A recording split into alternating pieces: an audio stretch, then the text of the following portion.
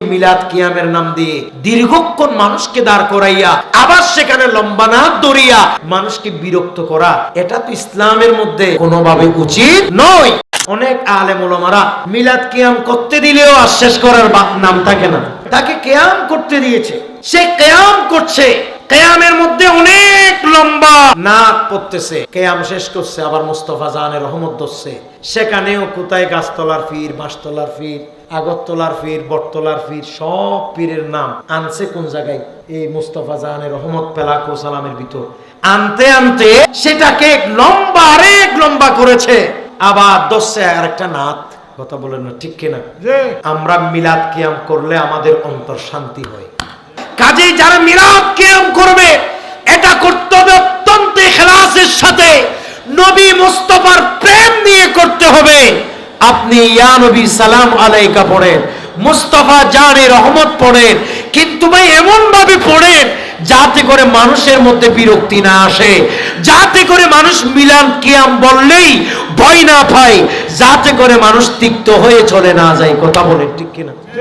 অনেকে সেখানে আবার লম্বা একটা নাত ধরে, কেন তুমি লম্বা নাত মানুষকে দাঁড়াই কেন ধরতেছো? মানুষকে আগে বসাই দাও। কারণ অনেক মানুষ এতক্ষণ যখন বসে বসে ওয়াজ শুনছে, হঠাৎ করে যখন দাঁড়াইছে, পা জিনজিন করতেছে, মাথা শিনশিন করতেছে, পেটে বিনবিন করতেছে, কথা কন্যা ঠিক কিনা? তো উনি কি এতক্ষণ দাঁড়ায় দাঁড়ায় নাচ শোনার এনার্জি কি উনার সবার ভিতরে আছে? কথা বলেন আছে? নাই। কাজেই সবাই তো নাচ শুনবে না, সবাই তো দাঁড়াই নাচ শুনবে না, আর দাঁড়াই নাচ শোনা তো এটা লাজেম না। আমার নবীর তাজিমে সম্মানে সে মিলাদ কিয়াম করছে, আমার নবীকে দাঁড়াই সালাম দিছে, অনেক বুজুর্গানে দিনকে দাঁড়াই সালাম দিছে, এবার তাদেরকে বসাই দাও, বসাই দেওয়ার পর তুমি নাত আধা ঘন্টা কেন 2 ঘন্টা পড়ো। আমি কি আপনাদেরকে কথা বুঝাইতে পারছি? আবার দেখিয়েন, আমি কোনো মিলাদ কিয়ামের বিরুদ্ধে বলছি না, মুস্তাফা জানের রহমত পেলাকো সালামের বিরুদ্ধে বলছি না, ও আলেমে দিন বুজুর্গদেরকে সালামি দেবার বিরুদ্ধেও আমি বলছি না। এমনকি নবীজির এক সাহাবী দীর্ঘ কেরাত ধরার কারণে নবী করিম সাল্লাল্লাহু আলাইহি ওয়াসাল্লাম তাকে ডেকে বলছিলেন, খবরদার তোমার কি হয়েছে, অনেক মানুষ এখানে অসুস্থ আছে, কাজে তুমি তাদের দিকে তাকাইয়া তোমার কেরাতকে ছোট করবা। আমার নবী সেই নির্দেশ দিয়েছেন হাদিসে। একটু জোরে বলুন না সুবহানাল্লাহ। যেখানে নামাজের এই নির্দেশ, সেখানে মিলাদ কিয়াম এটা আশিকদের অন্তরের খোরাক, রূহের খোরাক, এটা মুস্তাহাবি বিষয়। সেখানে আপনি যদি মানুষকে বাধ্য হয়ে লম্বা করে বিরক্ত করে দেন, তাতে মিলাদ কিয়াম আর মানুষ করতে চাইবে না। কথা বলেন না ঠিক কিনা? এই জন্য তো মানুষ আজকাল মিলাদ কিয়াম করতে দাঁড়াইলে আরেকজন আসি বলে, হ্যাঁ একটু সংক্ষেপ করেন। কেন বলে সংক্ষেপ কেন করবে? মিলাদ কিয়াম তো মিলাদ কিয়ামের গতিতে হবে। ও সংক্ষেপ করতে বলতেছে ওই জন্য, কারণ অনেক মানুষে দাঁড় করাইয়া লম্বা নাচ শুরু করে দেয়, মুক্তদা হাল বুঝে না। কথা বলেন ঠিক কিনা? আবার কেউ বিরোধিতা করিয়েন না, আমি কোনো মিলাদ কিয়ামের বিরোধিতা করছি না, তবে এটাকে আমাদের একটা সুন্দর ইখলাসের মধ্যে থাকে মতো এই সিস্টেম বজায় রাখার দরকার। আলেমদের সেদিকে খেয়াল রাখতে হবে। আল্লাহ যেন আমাদেরকে বোঝার তৌফিক দান করেন। অনেক মুসল্লি অসুস্থ, অনেক মুসল্লি দাঈফ, অনেক মুসল্লি কষ্ট পরিশ্রম করে সারাদিন, এমত অবস্থায় এশার নামাজে দশে সূরা বাকারা, লম্বা সূরা দশে, এবার নামাজ রাগ করে তো অনেকে নামাজ সারি দিতে চায়। নামাজ সারি না দিলেও এই মৌলবীর চাকরি খাই ছাড়ছে, কারণ বাংলাদেশে সব থেকে চাকরি খাওয়া সহজ ইমামের চাকরি। তা কয় না ঠিক কিনা বলেন? আপনারা কি রাগ করছেন? বুঝাবেন ভাই, অনেক ইমাম সাহেবের একটু দেমাগ কম। ইমাম হলে উনি তো মানুষ, ওনার ভুল হইতে পারে কি পারে না? পারে। এই জন্য আপনারা বুঝাবেন, হুজুর এত দীর্ঘ সূরা পড়বেন না, আমরা সূরা বিরোধী না, আপনি পড়বেন যাতে করে আমাদের কষ্ট না হয়। আর আপনি যখন লম্বা কেরাত দিয়ে নামাজ পড়বেন, তখন তাহাজ্জুদের নামাজ পড়বেন এবং একাকী নামাজগুলো লম্বা সূরা দিয়ে পড়বেন, আর মোটামুটি মিডিয়াম প্রকৃতির সূরাগুলো দিয়ে আমাদেরকে নামাজ পড়াবেন।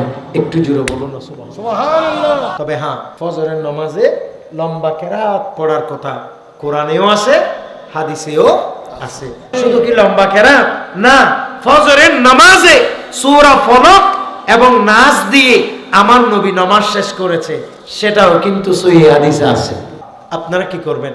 আপনারা ইমাম সাহেবের পেছনে পড়লে আপনারা লম্বা কেরাতে পড়বেন ফজরে, আর একাকী যখন পড়বেন আপনি তো বেশি লম্বা কেরাত ধরতে পারবেন না। ওই আমার নবীর সুন্নত আদায়ের জন্য প্রথম রাকাতে সূরা ফালাক পড়বেন, দ্বিতীয় রাকাতে সূরা নাস পড়বেন। আল্লাহ যেন আমাদেরকে আমার নবীর এই সুন্নাহ পালনের তৌফিক দান করেন। আরেকটু জোরে বলেন। নবী করিম সাল্লাল্লাহু তাআলা আলাইহি ওয়াসাল্লামের একজন প্রখ্যাত সাহাবী, তিনার নাম হচ্ছে হযরতে আবু সাঈদ রাদিয়াল্লাহু তাআলা আন। হযরতে আবু সাঈদ রাদিয়াল্লাহু তাআলা আন বলেছেন, বলে ক্বালা জাআতি ইমরাআতুন ইলান নবী সাল্লাল্লাহু তাআলা আলাইহি ওয়াসাল্লাম ওয়া নাহনু ইনদাহু। বলে আমরা একদিন নবী করিম সাল্লাল্লাহু তাআলা ইসলামের কাছে এক মহিলা আসলেন, সে সময় আমরা রাসূল করিম সাল্লাল্লাহু তাআলা আলাইহি ওয়াসাল্লামের একেবারে সাথেই ছিলাম, আমরা নবীজির পাশে ছিলাম। একটু জোরে বলবেন সুবহানাল্লাহ। প্রিয় ভাইরা আমার, তিনি বলছেন ফাকালাত ইয়া রাসূলুল্লাহি ইন্না যাওজি সাফওয়ান ইবনুল মুআত্তাল ইয়াদরিবুনি ইযা সাল্লাইতু ওয়া ইউফাত্তিরুনি ইযা সুমতু ওয়া লা ইউসাল্লি সালাতাল ফাজরি হাত্তা তাতলুআশ শামস। একটু জোরে বলুন সুবহানাল্লাহ। নবী করিম সাল্লাল্লাহু তাআলা আলাইহি ওয়াসাল্লামের সাহাবী হযরতে আবু সাঈদ রাদিয়াল্লাহু তাআলা বলেছেন, বলে আমরা সে সময় আল্লাহর নবীর সাথে ছিলাম, একজন মহিলা এসে নবীজিকে অভিযোগ করলেন। আবার ওই মহিলাটা অন্য কেউ নয়, ইনি হলো নবীজির আরেকজন সাহাবী, যার নাম সফওয়ান ইবনু মুআত্তাল, আর তিনি হচ্ছেন সফওয়ান ইবনু মুআত্তালের স্ত্রী। বলেন উনি হচ্ছে সফওয়ান ইবনু মুআত্তালের স্ত্রী। তিনি এসে নবীজিকে স্বামীর নামে 3টা অভিযোগ দিছে। কথা কই না, কয়টা? 3টা। জোরে বলেন 3টা। আমাদের সমাজে নারীদের অভিযোগের শেষ আছে? জোরে বলেন অভিযোগের শেষ আছে? কারণ প্রত্যেক ঘরে ঘরে নারীদের অভিযোগ একটাই, সেটা কি? বলে আমি যে এই জন্য তোমার সংসার করতেছি, অন্য মহিলা হইলে বহুত আগে চলে যেত। কথা কয় না, ঠিক নেবে ঠিক? এরকম অনেক মহিলা বলে কি বলে না? খবরদার মা বোনের এই অভিযোগ করবেন না, কারণ এই স্বামীর ঘরে আপনি আছেন বলে আল্লাহ আপনাকে ইজ্জত দিয়েছে। স্বামী যেরকমই হোক, আপনার স্বামী আছে বলে আপনাকে কেউ চোখ তুলে সহজে তাকাইতে পারে না। স্বামী যেমনই হোক, আপনার স্বামী আছে বলে আপনাকে কেউ বিধবা বলে একেবারে টিটকারি মারে না। কথা বলেন ঠিক না? আমার নবী সাহাবী, তিনি এসে আমার নবীকে কি বলতেছে? সাহাবিয়া মহিলা, তিনি এসে স্বামীর নামে অভিযোগ করতেছে। অভিযোগ, কথা কোন কি করতেছে? অভিযোগগুলো আপনারা শুনেন। এরকম অভিযোগ আমাদের সমাজেও আছে না নাই? হ্যাঁ, অভিযোগ করবেন, কিন্তু এই অভিযোগ যেন শরীয়তের বাহিরে না হয় ভাই, এটা মনে রাখতে হবে। কি বলতেছে দেখেন, প্রথমে বলতেছে ইয়া রাসূলুল্লাহ ইয়াদরিবুনি ইযা সাল্লাইতু, বলে আমি যখন নামাজ পড়ি আমার জামাই আমারে মারে। একটু জোরে বলবেন নাউজুবিল্লাহ। নামাজ পড়লে কি করে? মারে। খেয়াল করেন। এরপরে বলতেছে ওয়া ইউফাত্তিরুনি ইযা সুমতু, বলে আমি যখন রোজা রাখি আমার জামাই আমার রোজাটা ভাঙিয়ে ফেলে। হাই হাই, এটা ডেঞ্জারাস কথা না কি? আপনারা কথা বুঝতেছেন আমার? তারপরে বলতেছে ওয়ালা ইউসাল্লি সালাতাল ফাজরি হাত্তা তুতলুআশ শামস, বলে যতক্ষণ সূর্য ওঠে না আমার জামাই সূর্য ওঠার আগ পর্যন্ত ফজরের নামাজ পড়ে না। আপনারা কি আমার কথা বুঝছেন? অভিযোগ করছি কয়টা? 3টা। এগুলো আপনাদের অভিযোগগুলো শুনতে কেমন লাগছে? ভালো লাগছে? এটা জঘন্য কথা না? নামাজ পড়লে মারে বলতেছে, রোজা রাখলে কি করে? ভাঙিয়া দিতেছে বলতেছে। এরপরে আবার বলতেছে ফজরের নামাজ সূর্য ওঠা ছাড়া পড়ে না। তো তিনটা তো মারাত্মক অভিযোগ। কথা কয় না, ঠিক কিনা? প্রিয় ভাইরা আমার, এরপরে নবী করিম সাল্লাল্লাহু তাআলা আলাইহি ওয়াসাল্লামের সাহাবী হযরতে আবু সাঈদ রাদিয়াল্লাহু তাআলা বলেন ক্বালা ওয়া সাফওয়ানু ইনদাহু, বলে সে সময় সফওয়ান ইবনে মুআত্তাল নবীজির সামনে উপস্থিত ছিলেন। ক্বালা ফাসআলুহু আম্মা ক্বালাতু। আমার নবী তখন ওই সফওয়ান ইবনে মুআত্তালকে তার স্ত্রী যা বলেছে সে সম্পর্কে আমার নবী তাকে প্রশ্ন করেছেন। উচ্চ আওয়াজে বলুন সুবহানাল্লাহ। প্রিয় ভাইয়ের আমার, এখান থেকে একটি মশলা প্রমাণিত হয়ে যায়, কেউ যদি কোন বিচারকের কাছে গিয়ে বিচার দেয়, সাথে সাথে শোনার সাথে সাথে অ্যাকশন হবে না, শোনার সাথে সাথে ওই বিচার করবে না, আগে ওই বিচার এটা জাস্টিফাই করতে হবে, যাচাই করতে হবে ঘটনা সত্য কিনা। কথা বলে না ঠিক কিনা? কিন্তু আমাদের সমাজে আজ আমরা অনেককে দেখি, কেউ কাউকে কিছু বললে এটার সাথে সাথে বিশ্বাস করে ফেলাই। কথা বলে না ঠিক কিনা? কেউ কাউকে কিছু বললে কি করে ফেলে? বিশ্বাস করে ফেলে। নগদে বিশ্বাস কইরেন না। কেউ যখন কিছু বলে সেই কান কথা বিশ্বাস করে পরিবারে সমাজে বিশৃঙ্খলা তৈরি করবেন না, আগে এটা জাস্টিফাই করবেন এটা আসল ঘটনা নাকি ঘটনা নকল। কথা বলেন না ঠিক কিনা? এমন এক যুগে আইছি, কেউ গুম যায় ফটো তুলি ফেসবুকে ছাড়ে দিছে এই বেচারা মারা গেছে, সাথে সাথে আরেকজনে বলতেছে শেয়ার মারে দিছে, আবার অ্যাপ থেকে দেখি দেখি আরেকজনে দিয়ে দিছে। আইরে বেকুফের ঘরের বেকুফ, আসলে কি এ মরছে না গুম গেছে, এটা একটু তোমার জাস্টিফাই করা দরকার আছে না? নেই? কিছুদিন আগে আপনারা শুনছেন না, আমাদের চট্টগ্রামের প্রখ্যাত আলেম দ্বীপ হুজুর আল্লামা আবুল কাসেম নূরি মাদ্দাজিলুল আলী ইন্তেকাল করছে, সারা দুনিয়া হয়ে গেছে। একটু জোরে বলো না নাউজুবিল্লাহ। আমি সে সময় মক্কা শরীফ ছিলাম, আমি নিজেও আশ্চর্য হয়ে গেছি। এমন ভালো ভালো মানুষ যারা তাদের পেজ থেকে, বিশ্বস্ত মানুষের পেজ থেকে, ফেসবুকের আইডি থেকে এটা পোস্ট করা হয়েছে। তার মানে আমি বুঝতে পারলাম এরা এমনি মানুষের দেখায় চালাক চতুর হতে পারে, কিন্তু প্রকৃত অর্থে তারা অসম্ভব বেকুব। কারণ ঘটনার সত্যতা জাস্টিফাই না করে হুটহাট আরেকজনের পোস্ট দেখে এইরকম পোস্ট শেয়ার করে দেয়া, এইরকম পোস্ট বিশ্বাস করা, এইরকম পোস্ট করে দেয়া, এটা আরেক বোকামি, আরেক শয়তানি। কথা বলেন ঠিক কিনা? যেন কেউ কিছু বললে সাথে সাথে বিশ্বাস করার কোনো সুযোগ নাই। আল্লামা নূরি সাহেব হুজুর কেবলাকে আল্লাহ হায়াত দারাজ করুক, বলেন আমিন। হুজুরের থেকে বিশ্বাস করাইতে গেছে, কিয়ামত হয়ে গেছে, মানুষের বুঝাইতেছে আমি মরি নাই, আমি আসি, বাধ্য হয়ে লাইভে আসতে হয়েছে। কথা কয় না ঠিক কিনা? মানুষ বিশ্বাস করতেছে না, মানুষের তবুও বলতেছে না, এর দুদিন পরে দেখতেছি না আপনি মরছেন, মানে পোস্ট আবার দিছে, নাউজুবিল্লাহ করতেছেন। হুজুর আবার বলতেছে আমি মরি নাই, আল্লাহর ওয়াস্তে বিশ্বাস করো। ঘটনা এরকম হয়েছে অনেকটা। এক রোগী বলে হাসপাতালে, ডাক্তারে বলতেছে মারা গেছে, লড়াচড়া কম তো, ডাক্তারে কি মনে করছি মারা গেছে। হাই বেচারা সবাই কান্নাকাটি করতেছে। কনফাউন্ডার আসি বাঁধি সাঁধি দিতেছে, মুসি যখন কি দিবে বাঁধি সাঁধি দিবে, সার্টিফিকেট টার্টিফিকেট দিত, মরার সার্টিফিকেট, হ্যাঁ সার্টিফিকেট টার্টিফিকেট ধরাই দিছে। কিছুক্ষণ পর ওই লোক, যে লোক মরে গেছে, এই লোক আমার কোথায় নিয়ে যাচ্ছ, লরি উঠছে। কথা কই না, কি করে উঠছে? লরি উঠছে। এখন লরি যখন উঠছে, এখানে পাশে যে কনফাউন্ডার আছে, এ বলতেছে ওই মানুষ যেগুলো আছে এগুলো বলছে তো রুগী তো জিন্দা, মরে নাই।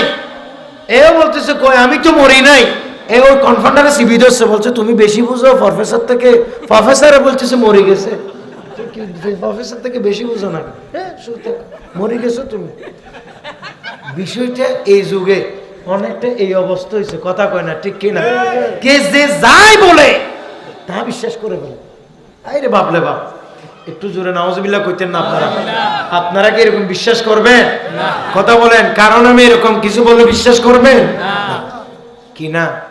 এখন যদি শুনেন, আমি এখানে ওয়াজ করতেছি তো, কেউ একটা আমার নামে পোস্ট একটা দিয়ে দিল, আজিজ রজবি এখন বর্তমানে এই অন্যায় কাজটা করছি, আপনাদের এখানে বসে যারা, এরাও বলবে আমরা তো অনেক ভালো মনে করছি, এটা আমাদের সামনে ওয়াজও করলো। টাইম মিলাই দেখতেছে যে সময় অন্যায় করছি বলতেছে, এই সময় আমি মাহফিলে, মানুষে তবুও বলবে যে না, না করলে কি মানুষে দিছে নাকি? কথা কয় না ঠিক কিনা? বলে না, যুগটাই এরকম ভাই। এই জন্য আমার নবীর আদর্শ ছিল, নবী করিম সাল্লাল্লাহু আলাইহি ওয়াসাল্লামকে যদি আমার নবীকে এসে কেউ যদি কিছু বলে, রাসূল করিম সাল্লাল্লাহু আলাইহি ওয়াসাল্লামকে এসে কেউ যদি কোনো অভিযোগ করে, আগে আমার নবী এটাকে জাস্টিফাই করতেন, সামর্থ্য অনুযায়ী যাচাই বাছাই করতেন। একটু জোরে বলেন, আরো জোরে বলেন সুবহানাল্লাহ। এই জন্য কোনো আলেম মারা গেছে শুনলে আগে ফেসবুকে পোস্ট দিবেন না, আগে ফোন করে যাচাই করবেন, ঠিক কিনা? আমাদের এখানে অনেক ভাইরা জামিয়াতে পড়ে কি পড়ে না, চট্টগ্রামে কোনো আলেম মারা গেছে, আপনারা আগে শুনবেন নাকি ওরা আগে শুনবে? তো ওদেরকে ফোন দিবেন, এই অমুক মারা গেছে, এটা কি কথা সত্য নেই? এ বলবে যে আমি তো শুনি না, একটু পরে জানাচ্ছি। এ অন্তত একুরেট খবর আপনাকে বলতে পারবে, তারপরে পোস্ট করিয়েন আল্লাহর ওয়াস্তে। কথা বলেন না, ঠিক কিনা?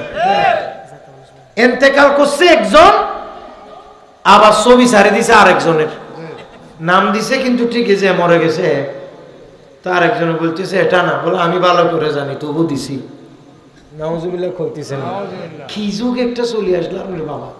এই ফেসবুকে যা বলে তা বিশ্বাস করে, কথা কয় না, ঠিক কিনা? আপনারা কি এরকম হবেন? হবেন না।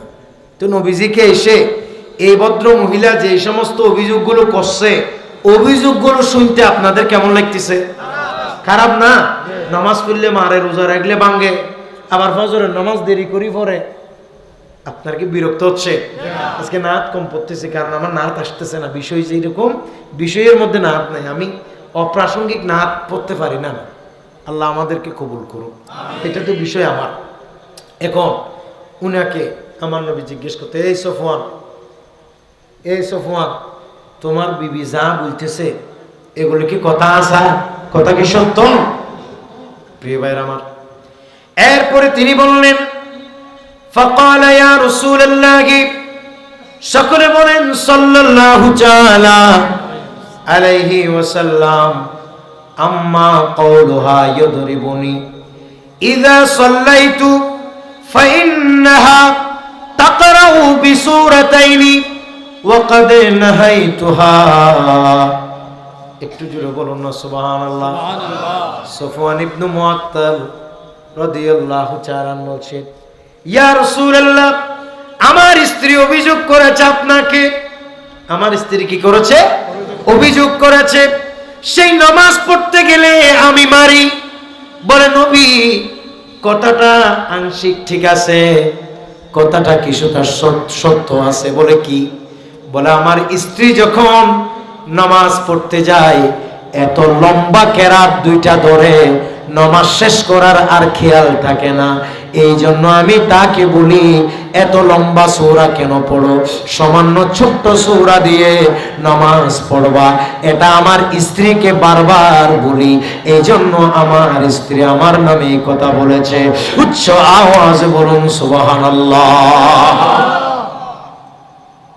কি সূরা দছে নামাজে?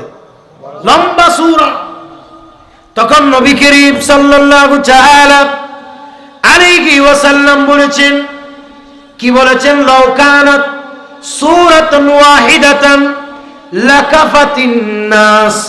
বলে কেউ যদি একেবারে ছোট্ট একটি সূরা দিয়ে নামাজ পড়ে, মানুষের জন্য সেটা যথেষ্ট হয়ে যাবে। সুবহানাল্লাহ। আরো জোরে বলেন না সুবহানাল্লাহ।